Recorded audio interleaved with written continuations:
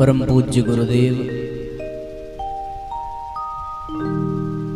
आदिशक्ति स्नेह सलीला परम वंदनीय माता जी के सूक्ष्म उपस्थिति में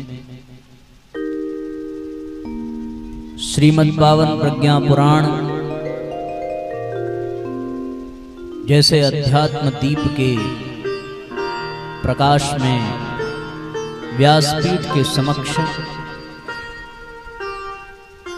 पंच दिवसीय श्रीमद् पावन प्रज्ञा पुराण कथा एवं नवकुंडीय गायत्री महायज्ञ के द्वितीय सत्र में उपस्थित शक्ति स्वरूपा माताओं बहनों, देवतुल्य आत्मीय बंधुओं, वर्तमान में एवं भविष्य में विज्ञान के माध्यम से इस सत्र का श्रवण लाभ प्राप्त करने वाले सभी सत्संग प्रेमी भाई बहन, आप सबके हृदय में विराजमान परमपिता परमेश्वर को सदैन्य प्रणाम करते हुए आज के इस प्रसंग विशेष पर आवाहित पूजित स्थापित समस्त देव शक्तियों को नमन वंदन करते हुए खेर माता मंदिर के इस पवित्र प्रांगण में आप सबका बहुत बहुत स्वागत, बहुत बहुत अभिनंदन करते हैं।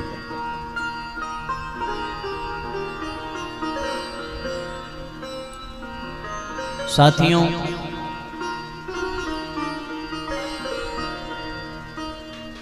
जीवन में प्रत्येक व्यक्ति के प्रत्येक पल अनेकानेक प्रकार के संघर्ष चलते रहते हैं। कभी वो संघर्ष शारीरिक होते हैं, कभी वो संघर्ष मानसिक होते हैं, कभी वो संघर्ष सामाजिक होते हैं, कभी वो संघर्ष पारिवारिक होते हैं, कभी वो व्यक्तिगत होते हैं। इन सभी संघर्षों में यदि कुछ प्रभावित होता है तो व्यक्ति का मन प्रभावित होता है। कहीं का भी संघर्ष हो, कोई भी कठिनाई हो, कोई भी समस्या हो, उसमें सबसे पहले उलझता है हमारा मन।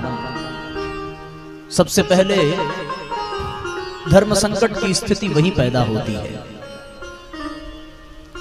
किंग कर्तव्य विमूढ़ हो जाता है हमारा मन, और उस मन के किंग कर्तव्य विमूढ़ हो जाने के कारण हमारा स्वास्थ्य भी बिगड़ता है, शारीरिक स्वास्थ्य भी बिगड़ता है, मानसिक स्वास्थ्य भी बिगड़ता है।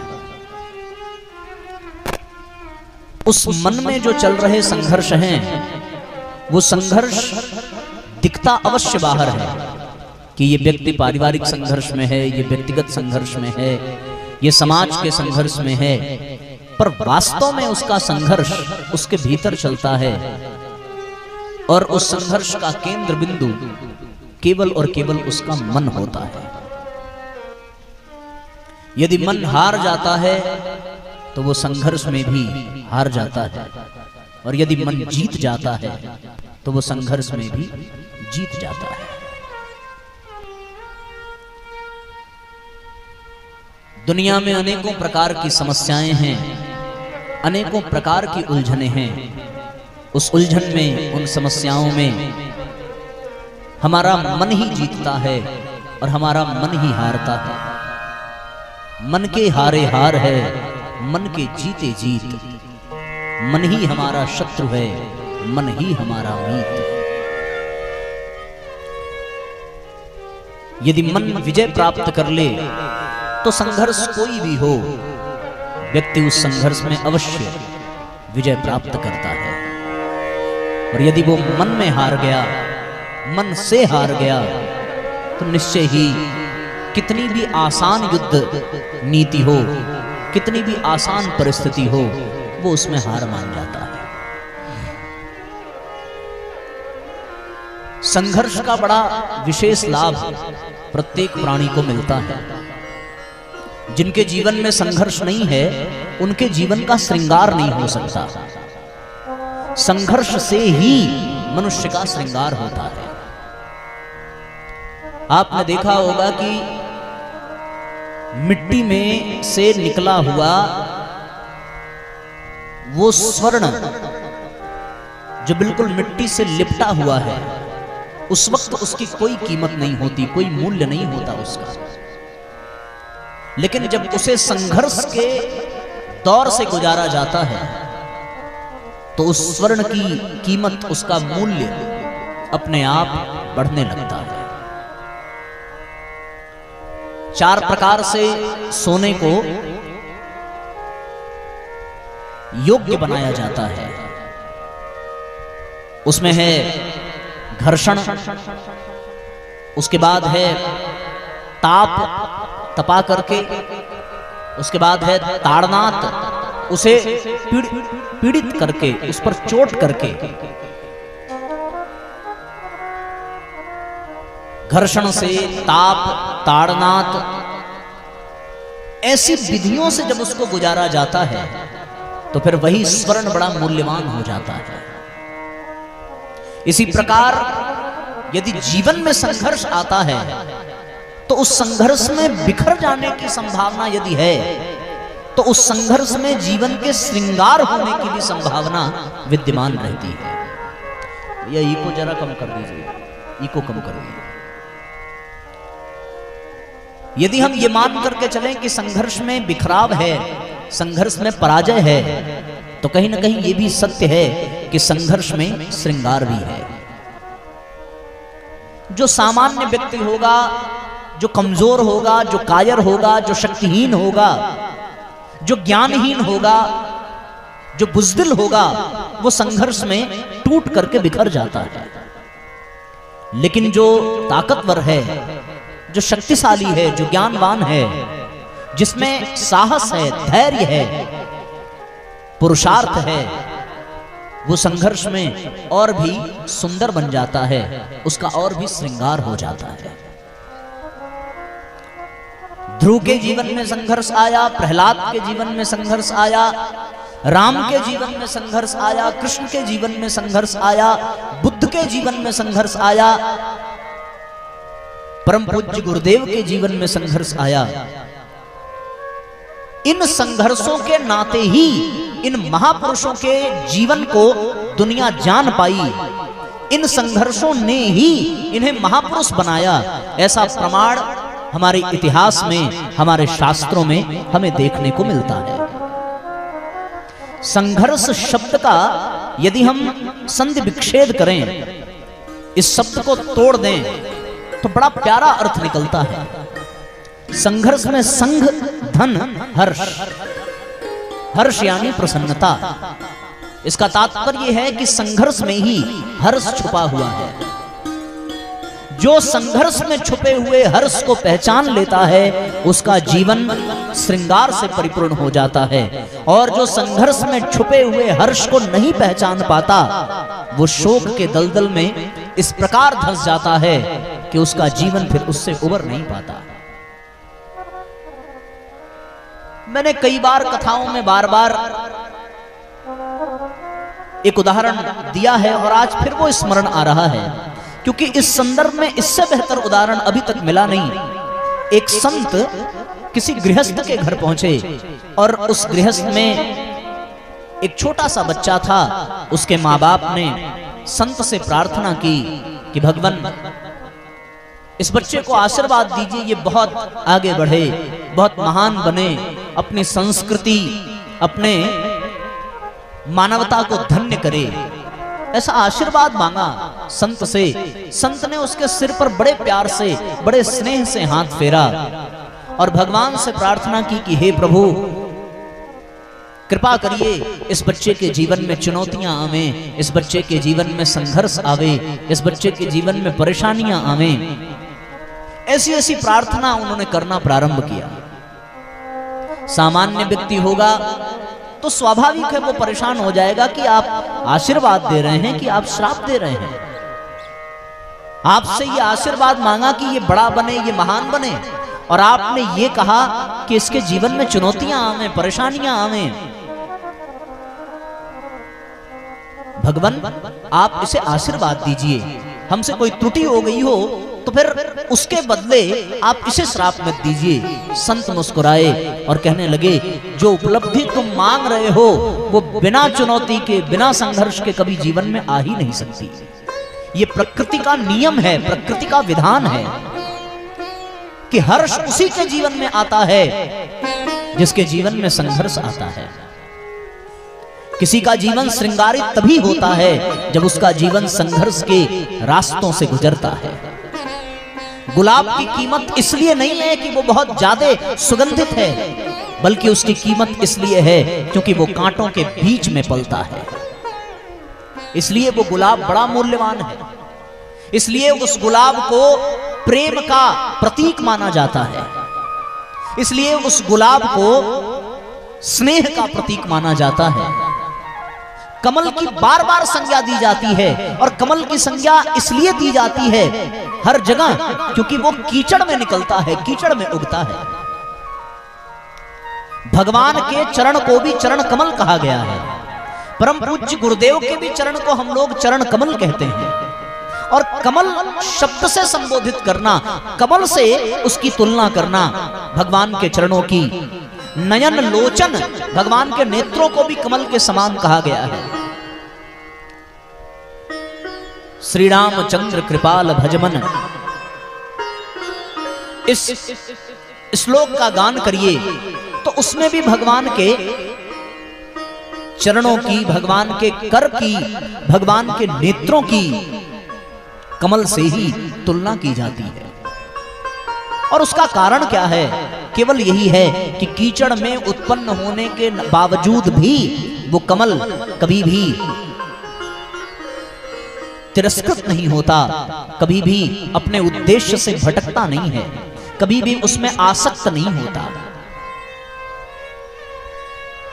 इसलिए वो कमल अत्यंत पूजनीय बन जाता है, वो गुलाब अत्यंत प्रशंसनीय बन जाता है। समस्त वाद्यंत्रों में यद्यपि सारे वाद्यंत्र पूजनीय हैं, सबकी अपनी महिमा है, पर जो मधुरता आपको बांसुरी में मिल जाएगी और जो लोकप्रियता आपको बांसुरी में मिल जाएगी, जो आकर्षण आपको बंसी में मिल जाएगा, वो किसी अन्य वाद्यंत्र में बंसी की अपेक्षा कम अवश्य मिलेगा। उसका कारण यह है कि जो संघर्ष वंशी करती है वो बंस लोचन से अपनी यात्रा प्रारंभ करके बांसुरी तक की यात्रा को जब वो पूरी करती है तो उसने बड़ा संघर्ष पाया। उसको अपने परिवार से काट करके अलग किया गया, उसके हृदय को कई बार विदीर्ण किया गया, तब जाकर के वो वंशी बन पाई। सामान्य सा पत्थर जो लोगों के पैरों से ठोकर खाता रहता है, वो सामान्य सा पत्थर भी अगर प्रतिमा के तरीके से पूजा जाए, अगर उस पर फूल अक्षत प्रसाद समर्पित होने लगे, लोग अपने मस्तक को झुकाने लगे, तो आप ये जान लेना कि वो पत्थर संघर्ष के दौर से होकर के गुजरा है। और संघर्ष के दौर से होकर के गुजरने के कारण, छैनी हथौड़ी से बार बार पीड़ित प्रताड़ित होने के कारण आज ये पूजनीय बन पाया है, सम्माननीय बन पाया है, प्रार्थनीय बन पाया है। ये सारी चीजें एक ही ओर इशारा करती हैं कि जीवन में महानता, जीवन में श्रेष्ठता तभी आ सकती है जब जीवन में संघर्ष आता है। इसलिए हम सब संघर्ष से कभी डरे नहीं, संघर्ष से कभी हिले नहीं, बल्कि संघर्ष को दोनों बाहों को पसार करके उसका स्वागत करना चाहिए। राम के रामत्व से दुनिया तब परिचित हो पाई जब राम 14 वर्ष के लिए वनवास गए और उन्होंने 14 वर्ष का संघर्ष किया। ध्रुव और प्रहलाद को दुनिया इसलिए जान पाती है, लवकुश को दुनिया इसलिए याद करती है, स्वामी विवेकानंद जैसे महापुरुषों को ये जगत इसलिए याद करता है और अपने श्रद्धा के आधार पर, अपने श्रद्धा के पटल पर स्थापित इसलिए कर पाता है क्योंकि उनने अपने जीवन में संघर्ष का स्वागत किया है।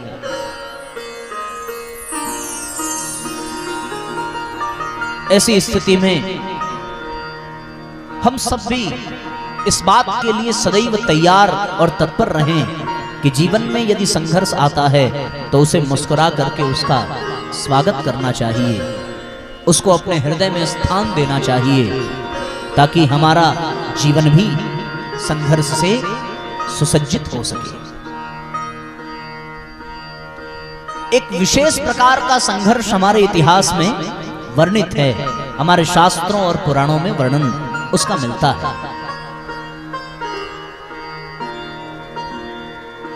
और वो वर्णन है साथियों समुद्र मंथन का। समुद्र मंथन में बड़ा अद्भुत संघर्ष का दृश्य देखने को मिलता है। हम सबको कथा पहले से ही पता है, भागवत में कई बार सुनी भी होंगी हमने ये कथाएं, कि मद्राचल पर्वत की मथानी बना करके, वासुकी नाग की रस्सी बना करके देव और दानवों के बीच में एक समझौता हुआ, और उस समझौता का परिणाम उस समुद्र के मंथन के रूप में निकला। और समुद्र मंथन के पश्चात 14 प्रकार के रत्न निकले, और उन 14 प्रकार के रत्नों से ये दुनिया लाभान्वित हुई। वो संघर्ष भी है, और वो संघर्ष देव और दानवों का भी है, वो संघर्ष समुद्र का भी है, वो संघर्ष मद्राचल पर्वत का भी है, वो संघर्ष वासुकी नाग का भी है, और जिसके आधार पर वो मद्राचल पर्वत रुका था वो संघर्ष उस कक्षप अवतार का भी है। बड़ा अद्भुत संघर्ष हुआ, बड़ी जद्दोजहद हुई, तब जाकर के 14 रत्न निकले। बिना संघर्ष के, बिना जद्दोजहद के, बिना पुरुषार्थ के वो 14 रत्नों की प्राप्ति नहीं हो पाती। श्रीमणि रंभा वारुणी अमीय शंख गजराज कल्पद्रुम शशिधेनु धनु धनवंतरी विषबाज, ये 14 रत्न उसमें से निकले।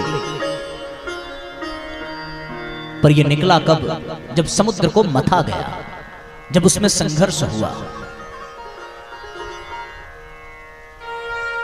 इसी प्रकार हमारे जीवन में भी संघर्ष के ही सहारे रत्न मणिमाणिक्य उत्पन्न होते हैं। आपने देखा होगा कि जिन बच्चों को जीवन के प्रारंभ में केवल सुविधा ही सुविधा दी जाए, उनका जीवन कहीं भटक जाता है, कहीं खो जाता है। लेकिन जिन बच्चों को सुविधा की बजाय संस्कार दिए जाएं, वो बच्चे महान बनते हैं, श्रेष्ठ बनते हैं और अपने जीवन को सार्थक बनाते हैं। यहां समुद्र मंथन में ये समुद्र ही हमारा जीवन है। समुद्र और जीवन में कोई विशेष अंतर नहीं है, तात्विक दृष्टि से देखने पड़े। जैसा समुद्र है वैसा ही प्रत्येक प्राणी का जीवन होता है। समुद्र में भी गहराई है और जीवन में भी बहुत गहराई है। समुद्र की गहराई को कोई नाप नहीं पाया, उसी प्रकार मनुष्य के गहराई को नाप पाना संभव नहीं है। ये मनुष्य का जीवन इतना गहरा है, इतना गहरा है कि उसकी कल्पना नहीं की जा सकती। यदि ये मनुष्य कला जगत में अपनी गहराई में उतरे तो वो तानसेन जैसा कलाकार बनकर के निकलता है। यदि वो विज्ञान के जगत में उतरे तो वो न्यूटन जैसा वैज्ञानिक बनकर के उभरता है। यदि वो भक्ति के क्षेत्र में अपने जीवन की गहराई में अपने अंतर जगत में प्रवेश करे तो वो ध्रुव और प्रहलाद और मीराबाई जैसा भक्त बनकर के दिखा देता है। यदि वो वीरता के क्षेत्र में, योद्धा के क्षेत्र में अपने अंतर जगत की गहराई में उतरे तो वो पितामह भीष्म जैसा, बजरंगबली जैसा योद्धा और अत्यंत बलवान निकल करके आता है। भगवान के गुणों का गान करने का और केवल समाज को दिशा देने के लिए अच्छे अच्छे पदों की रचना करने पर यदि ये जीवन की गहराई में प्राणी उतर जाए तो वो कबीरदास, तुलसीदास और सूरदास बन जाता है। दुनिया का कोई ऐसा क्षेत्र नहीं है, कोई ऐसा परिसर नहीं है जहां चेतना गहराई में उतरे और वो श्रेष्ठता को प्राप्त न कर सके।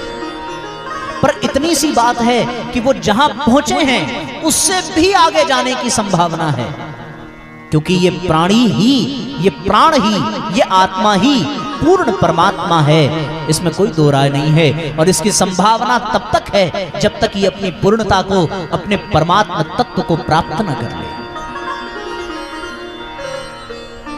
इसलिए समुद्र भी गहरा है तो जीवन भी गहरा है। समुद्र के एक किनारे पर आप खड़े हो जाइए तो दूसरा छोर आपको दिखाई नहीं पड़ेगा। आप दूसरा किनारा समुद्र का कभी देख नहीं सकते, बिल्कुल ठीक सामने वाला। उसी प्रकार हम जीवन के एक किनारे से परिचित हो जाते हैं, पर जीवन का दूसरा किनारा हमें दिखता नहीं है। जीवन का पहला किनारा जिस ओर हम खड़े हैं वो किनारा जन्म का है, पर मृत्यु का किनारा कभी किसी को दिखाई नहीं पड़ता। समुद्र में ज्वार भाटे आते हैं, कभी लहरें बहुत ऊपर उठती हैं और कभी लहरें बहुत गहरी चली जाती हैं। उसी प्रकार जीवन में कभी सुख की लहरें बहुत ऊपर जाएंगी और कभी दुख की लहरें इतनी नीचे जाती हैं कि व्यक्ति बिखर जाता है। तो समुद्र और जीवन का संबंध बिल्कुल एक जैसा ही है। जिस प्रकार से उस समुद्र में उसका मंथन हुआ, उसी प्रकार इस जीवन रूपी सागर में, जीवन रूपी समुद्र का भी मंथन होता रहता है। वहां मथने के लिए मद्राचल पर्वत है और यहां मथने के लिए हमारा मन है। मद्राचल को ही मथानी बनाई गई। यहां मथने वाले उपकरण को मथानी कहते हैं ना, माठा जिससे मारते हैं, घरर घरर बोलता रहता है। हमारे अब शहरों में तो ये परंपरा खत्म हो गई है छाछ को मथने की, पर अभी आपके गांवों में ये परंपरा अवश्य होगी। तो जिससे मथा जाता है उसको मथानी कहते हैं। उसी प्रकार समुद्र को जिससे मथा गया उसको मद्राचल कहते हैं, और जीवन को जिससे मथा जाता है उसको मन कहते हैं। मन रूपी मथानी से जीवन रूपी समुद्र का मंथन होता है।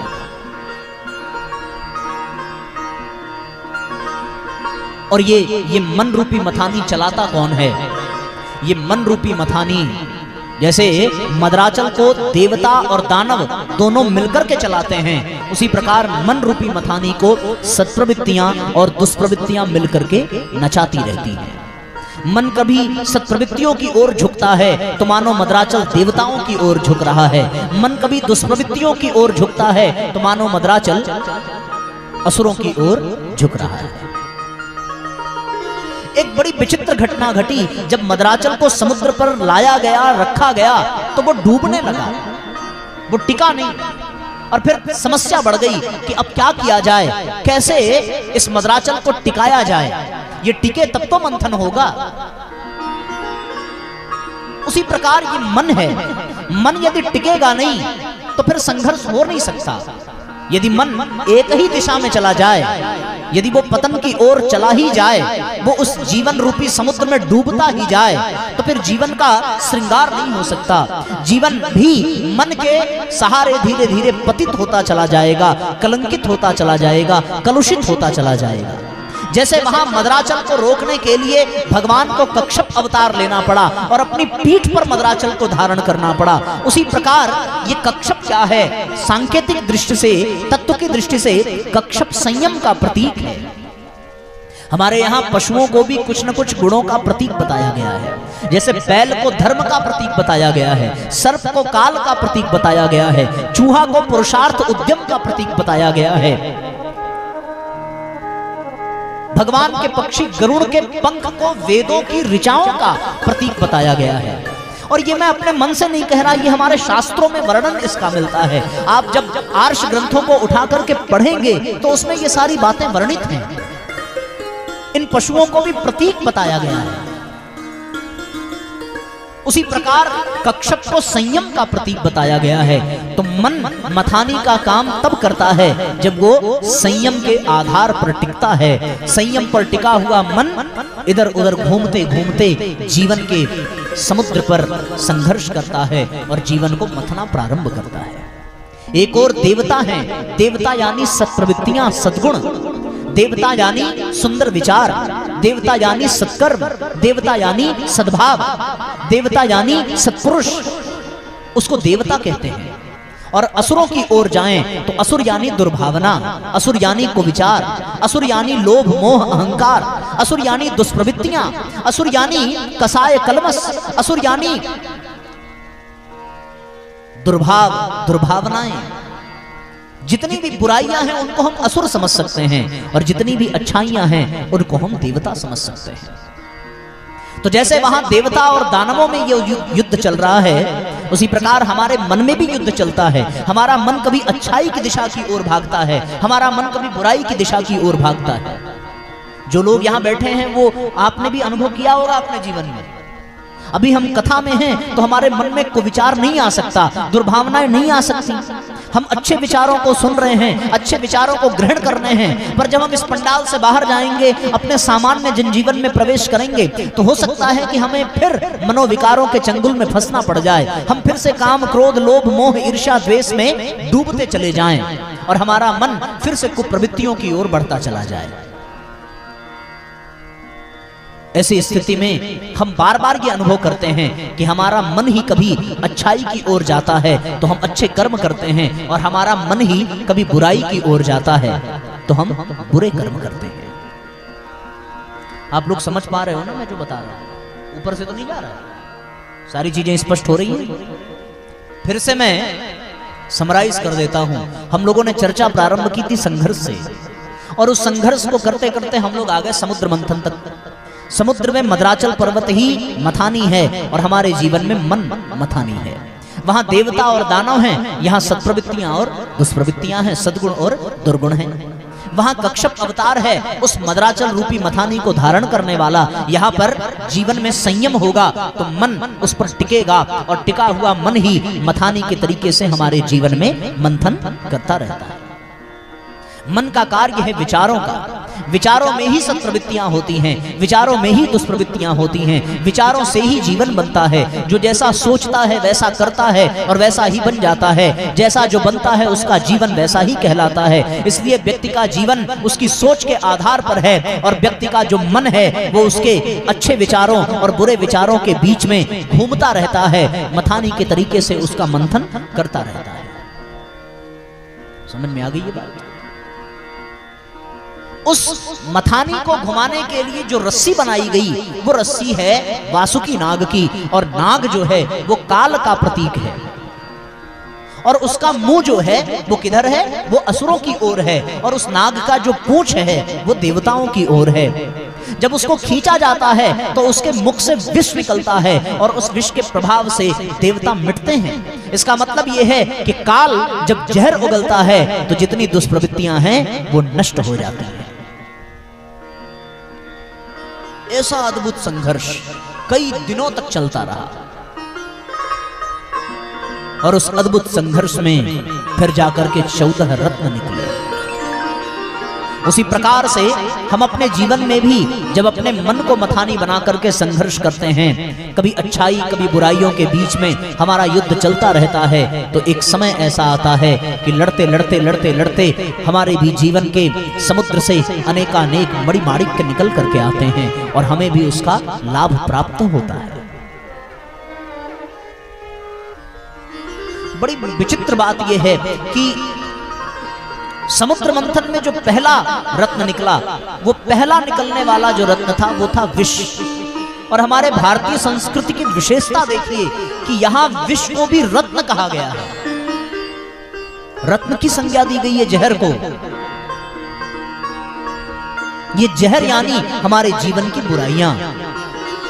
जब संघर्ष करते हैं तो भगवान की कृपा से हमारे जीवन में सबसे पहले बुराइयां प्रकट होती हैं, और वो बुराइयां जब नष्ट होती हैं तब उनके नष्ट होने के पश्चात जीवन में आनंद ही आनंद मिलता है। फिर तो अमृत की बरसात होती है, फिर तो बहुत सारी उपलब्धियां हमारे जीवन में, हमारे भौतिक जगत में, हमारे आध्यात्मिक जगत में हमें प्राप्त होती है। तो ये मन का मंथन जीवन में चलते रहना चाहिए। जब तक ये मंथन चलेगा तब तक हम अपने जीवन में अच्छी अच्छी चीजों को प्राप्त करते चले जाएंगे, और जब ये मंथन रुक जाएगा तो फिर हमारा जीवन बेकार हो जाएगा। जिस प्रकार से छाछ को आपने बिना मथे ही छोड़ दिया तो वो छाछ खराब हो जाएगा कि अच्छा रहेगा? खराबी हो जाएगा कुछ दिन में। लेकिन जब आप उसको मतने लगे तो फिर वो छाछ धीरे धीरे धीरे धीरे उसमें ऊपर मक्खन निकल करके आ जाता है। खाया मक्खन आप लोगों ने? वो वाला मक्खन जो छाछ से निकलता है। हमारे मार्केट में तो बटर मिलता है, वो वाला मक्खन नहीं, वो जो बिल्कुल छाछ के ऊपर तैरने लगता है वो वाला मक्खन, वो मथने से ही तो निकलता है। तो जैसे विचारों का मंथन करते हैं, छाछ का मंथन यानी विचारों का मंथन, और यहां भी मंथन करते करते करते करते जैसे वहां मक्खन निकलता है, वैसे यहां मथते मथते सद्विचार निकलते हैं। फिर उस मक्खन को भी यदि छोड़ दिया जाए तो वो मक्खन भी सड़ जाएगा, उसे भी छोड़ा नहीं जाता। फिर उस मक्खन को हमारी माताएं उसको चूल्हे पर पकाती हैं, पकाने के पश्चात फिर वो मक्खन घी बनता है। उसी प्रकार यहाँ विचारों का मंथन करते करते सद्विचार मिले तो उन सद्विचारों को यदि छोड़ दिया तो वो सद्विचार किसी काम नहीं आएंगे। उन सद्विचारों को पकाने के लिए उसे अपने जीवन में उतारना पड़ता है, उसका अभ्यास करना पड़ता है। अभ्यास करते करते करते करते वो विचार जब पक जाते हैं तो वो बिल्कुल घी के तरीके से हो जाते हैं, जैसे वहां पकने के बाद घी बन जाता है। उसी प्रकार ये विचार जब हमारे अभ्यास द्वारा पक जाते हैं तो ये सद्ज्ञान बन जाते हैं, क्योंकि अब ये हमारे जीवन में उतर गए। अब ये उपदेश नहीं रह गया, अब ये आचरण बन गया। अब ये सद्विचार केवल सद्विचार नहीं रह गया, अब ये सद्ज्ञान बन गया। और सद्ज्ञान जब बन जाता है तो फिर वो सद्ज्ञान कभी खराब नहीं होता, क्योंकि छाछ खराब हो सकता है, मक्खन खराब हो सकता है, लेकिन घी खराब नहीं होता। उसी प्रकार सद्विचार भी बिगड़ सकते हैं, लेकिन जब वो सद्विचार पक करके सद्ज्ञान बन जाते हैं तो फिर वो कभी भी खराब नहीं हो सकता। और जो सद्ज्ञान है उसी से जगत का कल्याण होता है। तो हमारा मन भी भगवान के द्वारा जुड़ा रहे, तब जाकर के हमारे जीवन में सद्ज्ञान की प्राप्ति होगी, हमारे मन का मंथन होगा और फिर हमारा जीवन सद्विचारों से, सद्ज्ञान से, अच्छे अच्छे सद्गुण रूपी मणिमाणिक्य से हमारा जीवन आनंद से परिपूर्ण हो जाएगा। आइए परम पूज्य गुरुदेव से प्रार्थना करें कि हे गुरुदेव, हमारे मन के तार को अपने श्री चरणों में, भगवान के चरणों में जोड़िए। जिस प्रकार से वासुकी नाग जुड़ा है देवताओं से, हमारे भी मन का एक छोर देवताओं से जुड़े, भगवान से जुड़े, ताकि हमारा जीवन धन्य बन सके।